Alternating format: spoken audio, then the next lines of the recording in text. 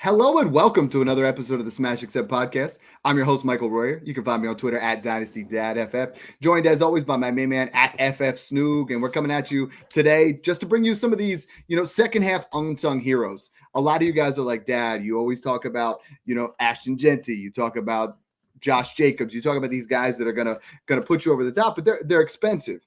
And Snoog, this is the time of year, and I know you're doing the same thing. I'm scouring everybody's roster. I'm trying to look at everybody that's out of the playoff picture. Do they have Devontae Adams? Do they have Rico Dowdle? Who do they have on their team that they want to get off their team so they can improve their pick? And I think if you're not doing that, you're falling behind in Dynasty. Like a lot of managers just sit back and wait for you. You should be scouring those teams that are not in the playoffs. Yeah, exactly. And there's a lot of second half year breakout running backs or just running backs that you can get for dollars on that dime. Pennies there, on the dollar. Pennies on the dollar. That's what it is. But these guys are going to win you your leagues or at least help you, right? Like say you have injuries, you have players you need to plug a flex in. Like these are guys you can get for less than a first that you can plug in and confidently roll out and hope you get 15 to 20 fantasy points on a good week. So especially some of the guys here. There's about 3 guys here that I think are going to be big breakouts for the second half of the year we're going to talk about, but it's all about value, especially at running back position. Yeah, with the new too high safety looks and the different coverages and the way the NFL defenses are playing right now, running backs are taking over. We saw it last week. Jonathan Taylor, Jahmyr Gibbs, Devon Etienne all put up 38 to 40 plus fantasy points. It's happening week after week. We got to expect this to be a thing moving forward with running backs. Talking about pennies on the dollar right now. Make sure you guys subscribe to the YouTube page. Also, check out the Patreon, patreon.com/Smash Accept. Get you all my content, Snoog's content, everything you need, including rest of season rankings, weekly rankings, dynasty rankings. I updated my entire dynasty rankings today. After every game, we're sitting there because you don't want to fall behind your league mates. You want to make sure you're there. And when you look at rest of season schedule versus dynasty value, there is no better name in dynasty right now than Rico Dowdle. And today's show, all these guys are going to be worth the 112 or less. And yes, I'm willing to pay the 112 for Rico Dowdle right now because we have a guy who's, I know he's 25, 26 years old, but what he has been able to do has been unbelievable. I have him as my RB9 rest of the season. Snoog, 4 starts where he's been the bell cow. You look at 32.4, 33.9, 28.1 in this past week, 15.4. And I think that 15.4 is going to give you an opportunity to actually buy him. The Panthers offense is garbage. Bryce Young is killing Tedroy McMillan. Bryce Young has been horrendous, but Rico Dowdle is the bright spot on this team. And Snoog, I think if we pull up some trades here on Dynasty Data Lab, we are going to get an opportunity to buy him here for, really cheap. I think he actually gives you a ton of opportunity to put up top 10 numbers at a fraction of the price. And sorry about that little technical difficulty there, but let's take a look at some trade opportunities because I got one sent to me today and I'm like, that's how you do it. Guy sent me, he's like, what do you think about Tez Johnson in a mid-second? Smash, hammer that right now. Because if you can, Tez Johnson's been good. Don't get me wrong. I like the way he's playing. Will he ever be worth the first round pick? The answer is no. He would have to ball out for multiple years, given the draft stock, given those things. Rico Dowdle, on the other hand, is already worth a first. And we have an interesting scenario with him, Snoog, because Chuba got paid, Rico's balling out, and Jonathan Brooks was drafted in the second round. There's no way the Panthers keep all 3 of them. They have to sign Rico. Rico's a free agent. He can go anywhere he wants. So either Carolina signs him and trades Chuba, or he walks in free agency, which could only help his stock go into another team that really needs a boss level running back. So let's take a look at some of the trades here. Yeah, Dad, you hit it on the head there with Rico. I mean, back-to-back weeks with over 70+% snap shares. Even with Chuba Hubbard's back, he's averaging 26+ total touches in 4 games. Crazy. As a true starter. It doesn't matter. This team is literally winning games right now because of Rico Dowdle. That's how impactful he's been. He's playing lights out. Take advantage of that discount. You can see right ahead, these are the type of trades that I think that you can make that honestly give you a big competitive edge over others. Bayshall Tootin in a third for Rico Dowdle. No-brainer there. And I like Bayshall, but I think this is the perfect way, right? Take an insurance level running back with some upside and pair up and get to Rico because Bayshall Tootin, even if Etienne goes down, is not going to put up these kind of numbers. Exactly. I love this one here. What about Tyrone Tracy in a third, or Tyrone Tracy in a second for Rico Dowdle in a third? So you get that 2-3 swap in there. Both starting running backs right now, but one's significantly outperforming the other, and one's probably going to be the long-term starter, as the other one's a one-year rental right now. It's Scatabo out. And Tracy's not even really a one-year rental. The way Devin Singletary was used this past week, I mean, he only scored 8.1 fantasy points. Devin Singletary got a lot more of the red zone carries than what happened last year. So if Singletary doesn't go down, Tracy's just a complimentary flex. Tier up. You know, this is the time of year where that second-round pick you can get back in the offseason pretty easily in comparison to what you can do with Rico Dowdle. So this next one here is my favorite way to buy a guy like Rico Dowdle. It's you got to disguise him in a trade, Dad. And we talk about that a lot on the show. Mm-hmm. A lot of you probably still have your 26 first. And if you're, 8-2 or 7-3 or 9-1 or 10-0, now's a great time where you can get that, if you need it, competitive edge piece to kind of put you over the top. Devontae Smith, who's been playing absolutely lights out, and Rico Dowdle for a late 27 first and 26 second. Let's call that a 26 first and 26 second, because you want to try to keep those 27s if you can. And I think people would trade Smith for a first, especially if they're rebuilding, and they want to shed points. Yeah, kind of talk a little bit about that process and some targets that you'd be looking to trade a first for and attach Rico Dowdle to. Yeah, and I think the part that's interesting about that is you got to go to the guy who realizes he's no longer in contention, and then you get a Devontae Adams or Rico Dowdle, but then you go ahead and you add other pieces there where you throw him a pick and you get another asset. Like, I think there's a real world scenario. There's a guy out there that has Rico and Devontae Adams, or he has Devontae Adams and Travis Etienne, where you go up to that guy and you're like, listen, here's my 26 first. I'll throw in my 26 second. You give me both of them. And then he comes back and he's like, well, the one's worth a first, the other's worth more than a second. You're like, do you want the 101 or not? Do you want to increase your pick or value or not? And I think that's something you have to do into that area. I mean, I'm personally all in on those kind of moves. I love disguising it. I love getting different ideas, trying to make sure that we put ourselves into position to absolutely smash down the stretch run. And Snoog, this next guy coming off back-to-back 15-point performances, someone that you and I both have liked in the offseason. The offense has not clicked on all cylinders. Let's just call it what it is. However, Travis Etienne, Dynasty RB23, you can get him for a mid to early-ish second. I think he's a guy that could really put up points and put a top 12 to 15 finish the rest of the season. I have him RB19 rest of the schedule, but I think he's going to have some real flash weeks. Yeah, he's the guy that's just super talented, right? Still just 26 years old. So you're not buying a player that, is a one-year rental. I think he's going to leave the Jags and go to a better team with a good contract. And I think his value is actually going to improve going into next year, because I think his situation right now it's good. Liam Cohen clearly likes him and likes to utilize him as a receiver.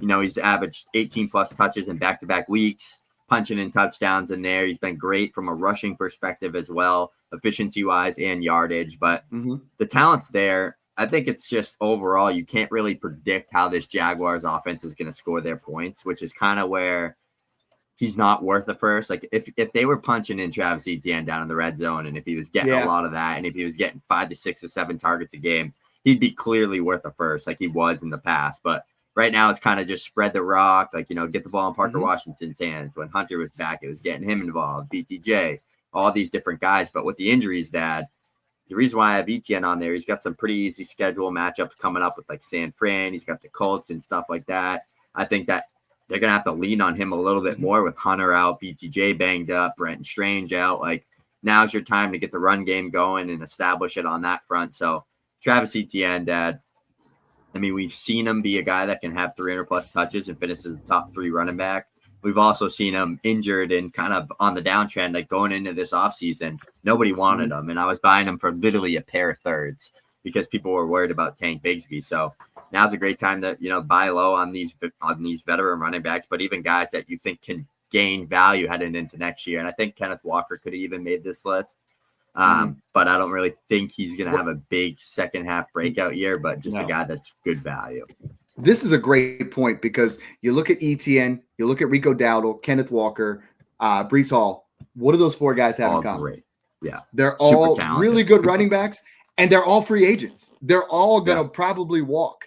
And that makes it could you imagine Travis Etienne with the Chiefs? Like a smart gosh. coach. The Travis Vikings. Etienne has 90 plus reception upside. Like he did it in college, but he's come to the Jaguars and they've never really utilized him properly like that. He's in my opinion, a top 5 to 6 receiving back, and they don't use him. Like he literally could put up monster numbers. So let's take a look at some trades. And even when you do that, if I'm on a rebuilding team, I have no problem tearing down and trading a Saquon Barkley in a mid-27 first, or Saquon Barkley for Travis Etienne in a mid-27 first, knowing that Etienne's probably going to have a bounce back in value and that Saquon's on that way towards a little bit of a dip here. Let's take a look at some of these first trades. The interesting one here to me jumps right off the page is Ashton Genty or Travis Etienne, Rashee Rice, and Ricky Pearsall. Ooh, I'm going to go with the Rashee Rice side. Genty I know, is so when I damn saw good, that, Dad. Yeah. He's so damn good. But the I think it's line's one not. of those you have to accept, like, talent doesn't always win out when it's very inefficient, opportunity and an awful offensive line and a quarterback that has like 12 picks already on the season. Like, there's just too much holding him back from being a true breakout. He's going to have those big weeks. He's going to show you he's an elite running back, but then he's going to have 18 carries for 52 yards and no touchdown, right? So it's like Rashee Rice is a league-winning wide receiver right now, and you're getting an RB that's probably sadly going to score close to Ashton Genty the rest of the season. Maybe, I mean, something that you can confidently maybe say, but yeah, I'm going to go with the Rice side there. And I know how you think because it's mostly how I think. In this trade, what are you doing with Ricky Pearsall? You're gonna ride it out with Ricky? Flip him for anything. Take him in a second, get any first I can get, or Dude, get Devontae Adams. Devontae Adams. Olave Yes, that's we're back on that because that's exactly what I would do. Is like I would. He's gonna ball out when he's healthy. If he's healthy, like it's gonna happen. He'll probably have a couple big games, right? But I don't know. Something about him is just so high. It's giving me Christian Watson vibes. Yeah, no, I'm there right now. How about Travis Etienne or a 26 second and a 28 third? Assuming we'll call him. I'll take Etienne there. Yeah, I'll take Etienne there. The most I'd pay for him is a second and a pair of thirds. Well, I'm glad you said that because here's one. Yeah. This is a 4-point passing super flex. And we talk about trying to get creative, right? A late 26 first or Matthew Stafford and Travis Etienne. I really don't advocate people getting 2 veterans, but the way Matthew Stafford is playing, this feels like a Band-Aid that wins you a championship. 30 plus fantasy points in 5 of the 6 last games in 6-point passing.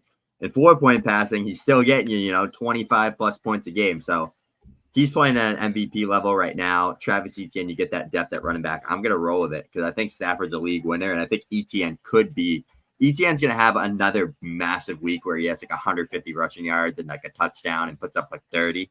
It's going to come. I don't know when, but he's going to have some big weeks too. So excited for him.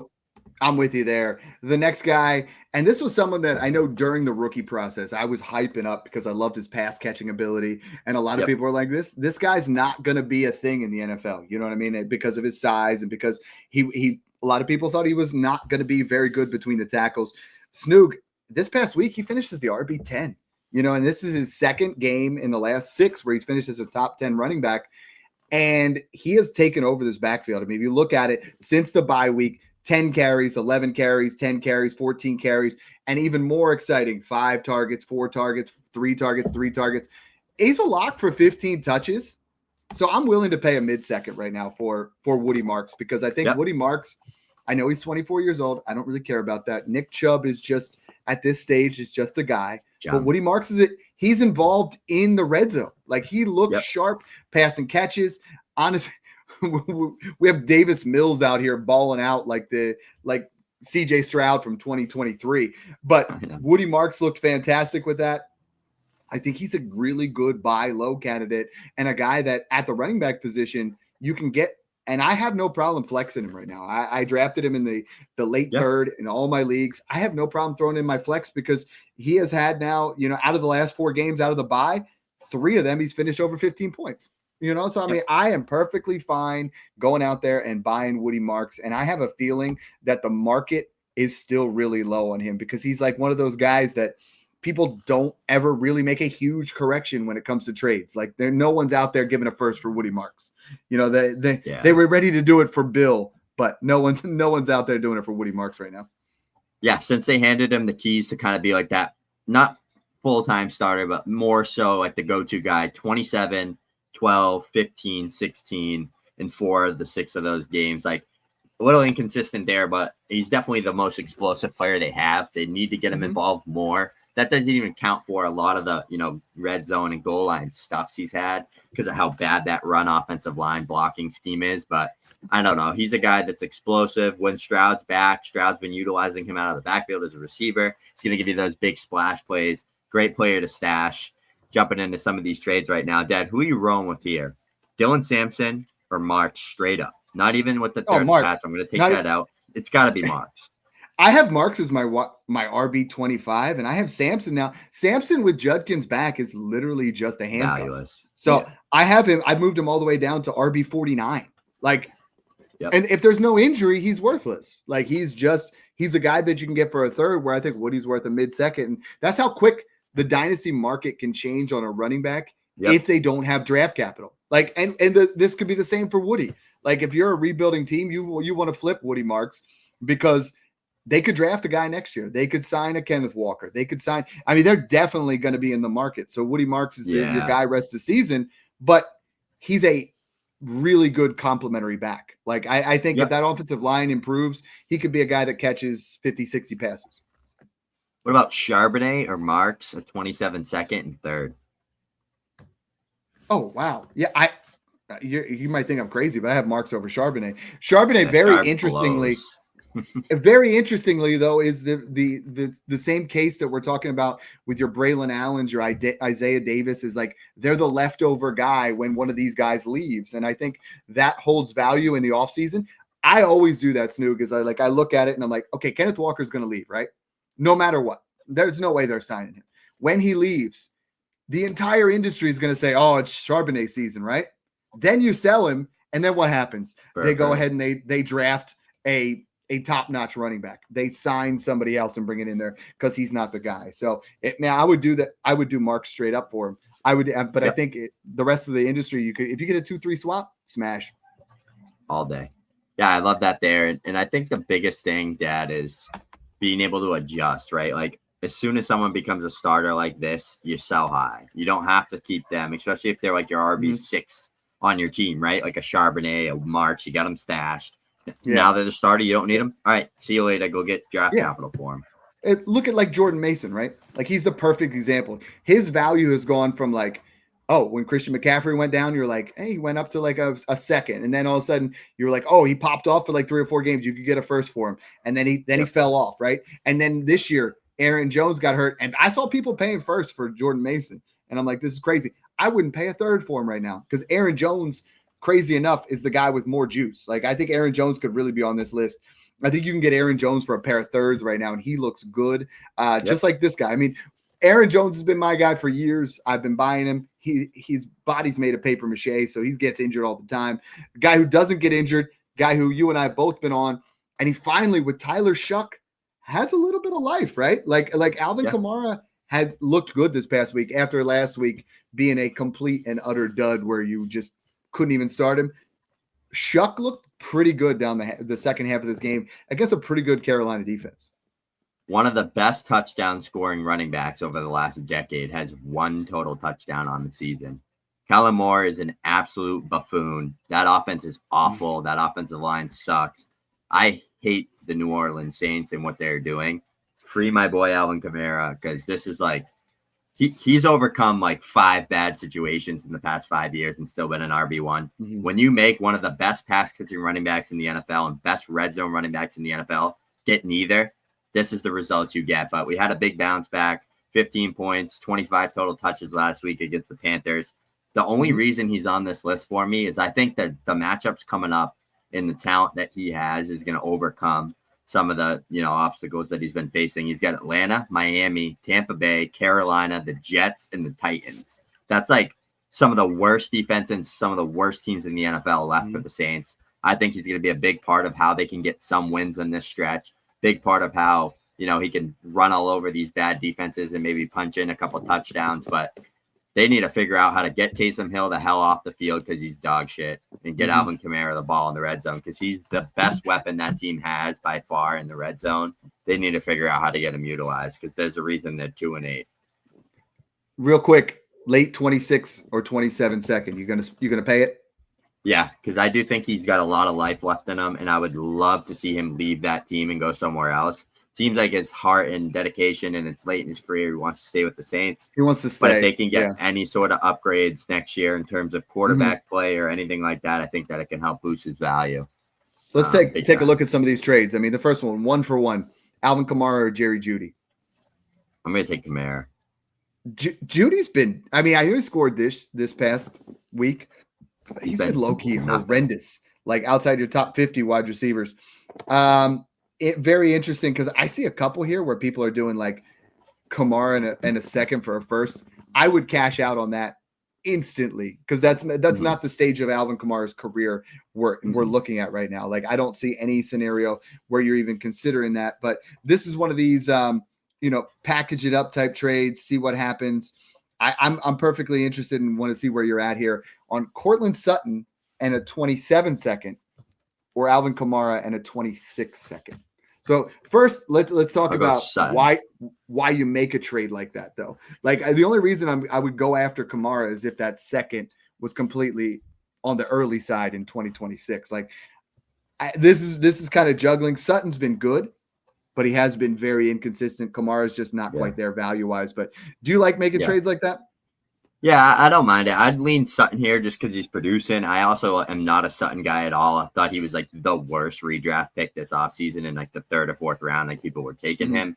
So I'm not a big fan of him. I honestly hate everything about that Broncos offense. It's gross to me. I hate how Sean Payton kind of operates it. It's spread the ball and all that good stuff. But yeah, I mean, I think Cortland Sutton's a 1-year rental. Like he's getting out targeted by Troy Franklin already. Like he's been pretty flat since week 7, and before that it was a good stretch for him, but I'm not a big fan of him. But you're getting a guy that's actually producing over a guy that's not producing, so you kind of got to lean with that there. Yeah, 100%. And the last one here, which I think is a very interesting trade, Javonte Williams. We talk about a player that is worth close to a first, right? I have Javonte and Rico in that really close. Like I would pay it. I don't feel good about it. But Javonte and Kamara or a late 26 first. And this is where you get those, that kind of like that Stafford deal before.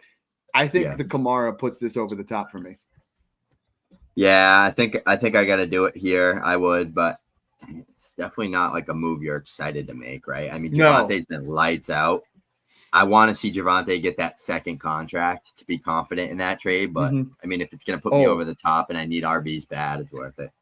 If Javonte Williams gets the contract, which I think he will, that value instantly goes up. Like in this offense with a little bit of stability, a guy I like, and I think a lot of you guys have come out and just said, Dad, we're tired of hearing about the same couple of guys. Jaylen Warren has been low-key fantastic, and I think you're looking at, we talked about this with Chase Brown being a poor man's Austin Eckler. I think Jaylen Warren has some of that too. Like Caleb Johnson just hasn't been it, but you look at it, every single week he's had over 11 carries. Every single week he has had over 2 receptions. So he's had at least 13 touches in every single game. He's currently your RB20. I think you can get him for a random second, but right now he has put up some really nice games. I mean, 16.9, 19.8, 17.4. His worst game, he had 2 games at 8.3 and 9.8. But that's it. That's your floor. So I have no problem flexing a guy like that when you lost a Marion Hampton. A lot of people are like trying to say, I lost a Marion Hampton, so I'm trading a Marion Hampton for player X and player Y. You could sometimes just fill in with a Jaylen Warren type. And I have him as the super flex equivalent of 204 right now. He's my Dynasty RB26. I have him above Kamara. I have him right behind Woody Marks. I have him right in that same value range. And I think I'm comfortable paying a random second, like a random second in 26 or 27. I don't care. A lot of people just think that 27 is crazy deep. We just know it's really good at the top. So I have no problem someone trading a 27 mid to late second in 26 or 27. Go get Jaylen Warren. I saw someone in the Discord today gave up 2 late 26 seconds for Jaylen Warren in 2/3. I think that's fair. I'm not excited about it, but I think if he can get you, I mean, down the stretch, he's got the Bengals coming up. He's got Chicago. Those are two bottom three rush defenses. The Bills give up a boatload of points to the running backs. Then you look at week 15, he gets Miami. I think there's some nice matchups in here for Jaylen Warren, and he's almost matchup proof. Snoog is like with Aaron Rodgers at quarterback, he's going to get dump offs. In week 16, he's got Detroit, and in week 14, he's got Baltimore. Last time he played against Baltimore, he was able to, get multiple receptions. And I think that's what you're going to see from a guy like Jaylen Warren. I'm interested to see where the market is and what kind of price you have to pay. Yeah. How about this one right here? Start off with a banger. Another one kind of disguising Jaylen Warren's value like we did with Rico Dowdle and throwing him in there. 227 firsts in 3 seconds for Jackson Smith-Njigba, who's the wide receiver 1 on the year right now, on pace to break Calvin Johnson's record. And Jaylen Warren, what side you rolling with? JSN smash accept, because you're just getting Jaylen Warren. You're getting Jaylen Warren for free. And that's possible. You can do that in deals where you're like, all right, you throw these 2 picks at me. I'm going to throw this extra third in there. You throw me Jaylen Warren. And I don't think we're out of that realm of possibilities, but he's a producer. Yep. What about this one here? 27-second and third for Jaylen Warren. I think we know what we're going with there. I'm taking Jaylen Warren there all day. Yep. What about this one? And I actually like this because you're taking a starting QB. Some people in QB needy teams would be willing to, make this type of gamble. What about Jaylen Warren and Jordan Mason for Geno Smith and a third? Oh, get Geno off my team. Like, for real. I prefer, in Dynasty, I low-key prefer Mac Jones because I think he's actually increased. He's going to get a starting job next year as a bridge QB. I think that's real possible. And you could see him getting, that Sam Darnold type treatment where he's been playing well. Like, he's been playing really well. Last Send guy Mac here. Jones to the Vikings, baby. Yeah, JJ's been looking a little rough at times. Last one here, and this one could be your league winner. This could be the juiciest one out of all of them. This is someone that I was huge on. I think right now his value has maintained, but you saw him, 3 out of the last 4 weeks has produced really RB2 or better numbers, multiple RB1 weeks, most fantasy points per touch in the NFL over that time period. RJ Harvey. RJ Harvey's my Dynasty RB21. I would say his equivalent is worth the 112 in any particular year. Sell me on RJ Harvey the rest of the way and why this is actually at this time someone that you could really invest in. Yeah, biggest things here is volume's coming. J.K. Dobbins just got that foot injury. That's very unfortunate for a player that's been playing pretty lights out for J.K. Dobbins, right? He's been running the ball extremely well. Good to see him back on his career arc there, but now he's injured with that foot injury. He's getting a second opinion, but you could see a lot more RJ Harvey now, and I think more than ever you're going to see him. I mean, 5 touchdowns in the past 4 weeks as a rookie running back, 2 games with, great receiving utilization. He has 4 receiving touchdowns. Like, he's getting involved more and more. It's just a volume thing for him now, right? Like, this offense and Sean Payton scheme and, with Bo Nix targeting him out of the backfield, it's working really well from an efficiency standpoint, a fantasy points per touch standpoint. You just need to see more volume there. I mean, it's an 8-2 team right now. They're really going to try to get him involved more to elevate that run game while Dobbins is out if he misses time. If not, maybe it's, slightly into RJ Harvey and give Dobbins a little bit less touches to kind of get healthy there. But, I mean, I just think anytime you see a rookie running back coming across some volume, like we did it with Travion Henderson, Dad, we were saying, keep starting him. It's coming. Look at what happened. It's finally there. 250-plus yard touchdown runs. You can see the same thing with RJ Harvey, who's a known home run hitter. He hits 1 or 2 big plays. Everyone's all over him now, and you cashed out. So definitely a player. I have him in that same range, in the RB20s range. The only thing that really holds me back from him ever being like extremely valuable in Dynasty is his age. Like, he's going to be 25 already next year. It's just, you can take advantage of that with the Dynasty market and how it correlates, but a lot of people are very hesitant to ever value someone like that highly because his first year contract's up that he's 28 years old. It's like people are going to view him as damn near valueless at that point. So it's like, well, I'm looking at some kind of have trades. a small window with him, but I mean, this one was done actually 2 days ago. Stephon Diggs in a third or RJ Harvey? Yeah, it's Harvey all day long for me. Get that younger running back in there. And in the offseason, and people thought I was crazy, but he fell to the 201 in my one league, and I traded Derrick Henry in a second for the 201 in a first. And now RJ Harvey's arguably worth more than Derrick Henry. I have him ranked one spot higher. How about RJ Harvey in a second or Derrick Henry? And I think this is one where on a contender, you would take Henry? As a contender, dude, honestly, I don't know anymore. No, I'm not. Henry looks washed. Henry man. ain't even producing right now like that. So I that think whole Ravens offense just took a big step back for me. It's time to tier up from Derrick Henry if you can, because you have a name cachet where if you can tier him up and you add, I mean, who would you rather have rest of the season, Rico or Derrick Henry? Rico. So who would you rather have in Dynasty then? Is Rico. And if J.K. Dobbins is out, would you rather have RJ Harvey in this offense or Derrick Henry with what we've seen so far? I mean, I would rather have schedule coming up is such a smash. Oh, it's juicy, but like, yeah, I would wait to sell him till he has a 30-point game. Then you sell him because you know a vintage 200-yard game's coming. Oh, it's coming. But how about a 28 first and a 27 third? We're going to assume they're late for RJ Harvey. I'm going to take any first over Harvey right now. I think the re-roll is right. Like I think in every draft class, RJ Harvey's not going in the first round of rookie drafts. Like I don't care. I mean, he didn't even go in it last year, really. Like especially 27, even 26. Like I don't think he's going in the first round. So I would take that re-roll on, just a potential young stud, but I think he's worth like a little bit more than a pair of seconds, like probably close to 3 seconds, maybe a pair of seconds and a third. I think he's more in that range. But I don't know. I'm gonna tug at you on this one. Ready? Devontae Adams and RJ Harvey or Quinshon Judkins? Judkins all day long. Are you getting worried how bad the Browns are? And since Dylan Gabriel's taken over, he's like not even involved at all in the pass game. I'm not saying I would make this move, but that I'm makes starting me to a be little like nervous, but because he can catch passes. Like get Jerome Ford off this damn team.